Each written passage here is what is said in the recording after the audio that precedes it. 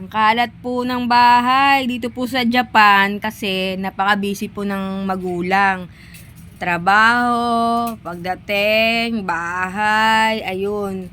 Ang batang tamad. Uy, ano yan? Wag. Pwede. Nagbablog lang tayo dito. Nasaan ka nung yan, nakita nyo po, napakadumi po ng bahay niya. Hindi po siya naglilinis. Napakatamad na bata. Ayan po siya.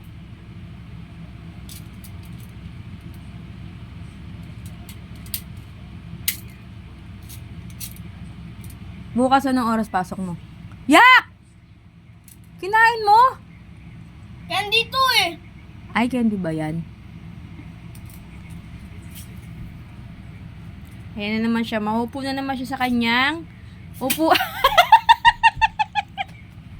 Wag, masakit yan. Nagbablog lang tayo, bata. Nagbablog lang tayo! Uy!